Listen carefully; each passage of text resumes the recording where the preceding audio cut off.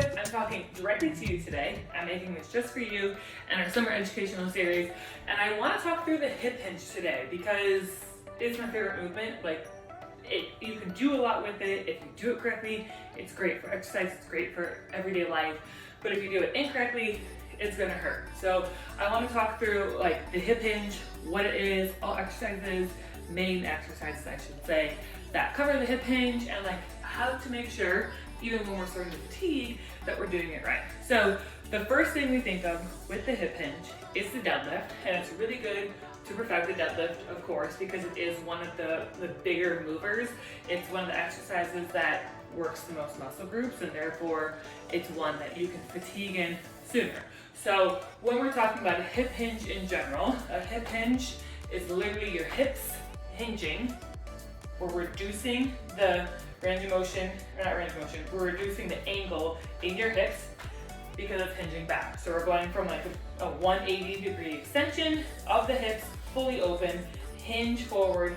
Now we're only at about 90 to 120, depending on where you stop your range of motion. So a squat is going to hit 90-degree hip flexion and 90-degree knee flexion, whereas a hip hinge is going to hit, like I said, 90 to 120-degree hip flexion and just keep a slight bend, maybe 15 to 20-degree bend in those knees, okay? The hip hinge, think of, and we do this, I know we do it a lot in our exercise videos, so I know that's not new to you, but I want to educate you more so you can start leveling up, get stronger in it, more confident in it, and therefore lift heavier. So in that hip hinge, you want to think of a string pulling your tailbone to the wall behind you. So if I'm here, think of a string just attached, clipping to the back of my shorts right now. It's going to pull back, back, back, back, back, back, back. My hips have nowhere else to go except back, and by association, the torso is all connected. The torso is then going to hinge forward. Lean forward, drop forward, because your hips are hinging back, okay? So when you do a hip hinge, you want to make sure that we're keeping good posture because that torso is all connected, right? So the hips go back, pull, pull, pull, pull. Your core is going to activate immediately upon being pulled backwards, okay?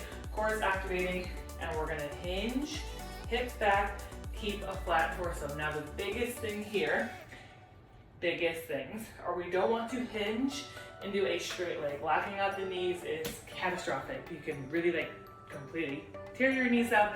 And also if you keep your knees straight, you're actually going to be at risk of passing out because it's basically restricting blood flow because you're just locking everything off. So when your hips pull back, soft bend in the knees, okay? Important number one. Importance number two is to maintain your posture and not just get lazy. So with the hip hinge, everything else still has to support it below and above it. So below, your knees are supporting it. Above it, your posture is supporting it. So you just want to stay nice and strong. When you do that, before you start a hip hinge, you can think of engaging your lat muscles. So your lat muscles, right there, are your pull-up muscles. So when we do those lat pull-downs, that's what you're feeling. Before you start, say we're going to get ready to deadlift. Before you start, you might hip hinge, and then you want to engage your lats, okay? So a lot of people will say roll the shoulders down and back. That's good until we open too far. There is a point where we would open too far and create an arc in our back. So you want to engage those lat muscles. So we're just pulling lats down and back, not quite your shoulders, more of your lat muscles down and back. Think of pinching a pencil in between the bottom part of your shoulder blades, okay? So our feet are hip width apart, all hinge movements, unless it is a designated sumo. Feet are hip width apart, hips go back, string is pulling, knees are relaxed, soft bend, and you want to, from here, engage your lats. So just notice how my shoulders do look like they roll back a little bit. Okay, ready, watch. Engage the lats. I didn't roll my shoulders, I engaged the lats.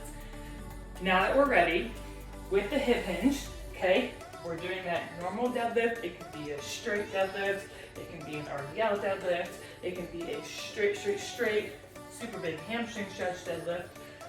But it's not only deadlifts, right? A hip hinge also works in a swing, okay? Kettlebell swings, skier swings, American swings, all of the above. It also works in bent over rows, bent over tricep kickbacks, all bent over positions. So keeping that core engaged, right?